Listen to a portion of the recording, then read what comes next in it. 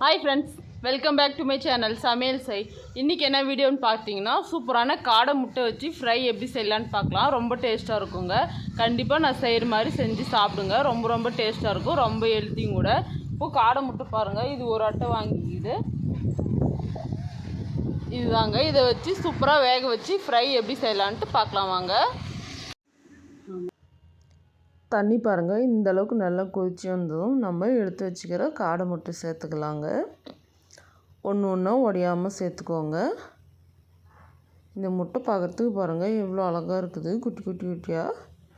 சாப்பிட்றதுக்கு உண்மையிலேயே டேஸ்ட்டாக இருக்குங்க.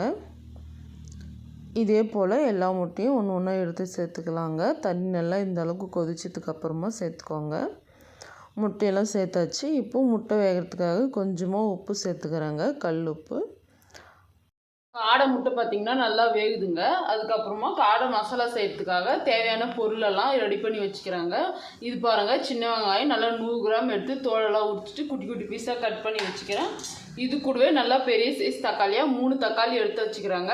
அதையும் நல்லா கழுவிட்டு கட் பண்ணி வச்சுக்கிறேன். இப்போ காடை மசாலா எப்படி செய்யலான்னு பார்க்கலாங்க. மசாலா செஞ்சுட்டு முட்டையை நல்லா வேக வச்சு தோலெல்லாம் உரிச்சிட்டு மசாலாவில் போட்டு நல்லா ஃப்ரை பண்ணி சாப்பிட்டா உண்மையிலேயே ரொம்ப டேஸ்ட்டாக இருக்குங்க. இப்போது காடை ஃப்ரை எப்படி செய்யலான்னு பார்க்கலாம். அடுத்தது மசாலா செஞ்சுக்கலாங்க. கடாய் வச்சுக்கிறேன். கடாய் நல்லா சூடானதுக்கப்புறமா எண்ணெய் சேர்த்துக்கிறேங்க. 4 டேபிள் ஸ்பூன் எண்ணெய் சேர்த்துக்கிறேன். எண்ணெய் நல்லா கொஞ்சம் சூடாகி வந்ததுமே கடுகு, கடலைப்பருப்பு 1/2 டேபிள் ஸ்பூன் சேர்த்துக்கிறேங்க. கடுகு நல்லா பொரிஞ்சு வந்ததும் நம்ம கட் பண்ணி வச்சுக்கிற சின்ன வெங்காயம் சேர்த்துக்கிறேன். இந்த காடை தொக்குக்கெல்லாம், காடை முட்டை தொக்குக்கெல்லாம் ரொம்ப டேஸ்ட்டாக இருக்கும் சின்ன வெங்காயம் சேர்த்து செய்யும் போது. காடை ஃப்ரைக்கெல்லாம் சின்ன வெங்காயம் சேர்த்து செய்யும்போது டேஸ்ட் உண்மையிலேயே நல்லா இருக்குங்க. சின்ன வெங்காயம் நல்லா தோலெல்லாம் ஊற்றிட்டு குட்டி குட்டியாக கட் பண்ணிக்கோங்க. கட் பண்ணி சேர்த்து எண்ணெயில் நல்லா வதங்கணுங்க. நல்லா ப்ரௌன் கலராக வதங்கினதுக்கு அப்புறமா ஃப்ரை பண்ணோம்னா ரொம்ப முட்டை நல்லா வெந்துருச்சு பாருங்கள். இதே தண்ணியெல்லாம் வச்சுட்டு பச்சை தண்ணியை ஊற்றி வச்சிடலாங்க. முட்டை நல்லா ஆறுனதுக்கப்புறமா தோலை ஊற்றிட்டு நம்ம ஃப்ரை பண்ணிக்கலாம். தண்ணியெல்லாம் வச்சுட்டேன். இப்போ பச்சை தண்ணி ஊற்றி வச்சுக்கலாம்.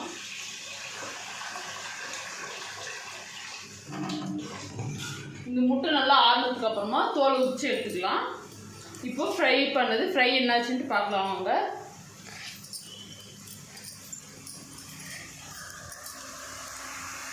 பார்த்திங்கன்னா வெங்காயம் நல்லா வதங்கிட்டு பாருங்கள். நல்லா பொன்னிறமாக வதங்கணுங்க, கோல்டன் கலரில். அப்போ தான் தொக்கு சாப்பிட்றதுக்கு உண்மையிலே ரொம்ப டேஸ்ட்டாக இருக்கும். இந்த அளவுக்கு வதங்கினா போதும். இது கூடவே இஞ்சி பூண்டு பேஸ்ட் சேர்த்துக்கிறேங்க. 1 டேபிள் ஸ்பூன் இஞ்சி பூண்டு பேஸ்ட். இஞ்சி பூண்டோட பச்சை வாசனை போகிற வரைக்கும் நல்லா மிக்ஸ் பண்ணிக்கலாம். பாருங்கள், நான் இந்த அளவுக்கு நல்லா வதங்கி வந்ததும் நம்ம கட் பண்ணி வச்சுக்கிற 3 பெரிய சைஸ் தக்காளியை சேர்த்துக்கலாங்க.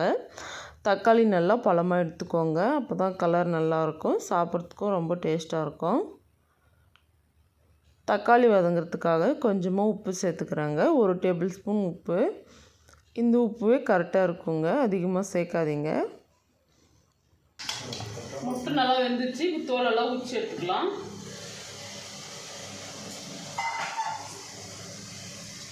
முட்டை நல்லா வெந்துருச்சுனாவே தோல் உரிக்கிறதுக்கு நல்லா ஈஸியாக வருங்க.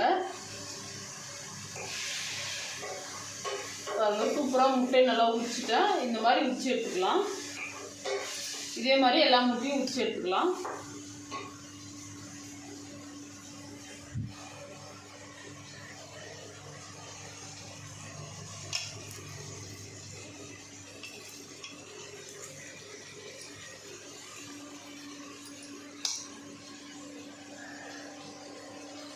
நீங்கள் காடை முட்டை சாப்பிட்றீங்கன்னு கீழே கமெண்ட் பண்ணுங்கள். நான் சின்ன வயசில் இருக்கும்போது ஒரு வாட்டி சாப்பிட்டுக்கிறேங்க. எங்கள் வீட்டு பசங்கள்லாம் இது வரைக்கும் காடை முட்டையே சாப்பிட்டதில்லை. அதனால தான் வாங்கிட்டு சொன்னேன்.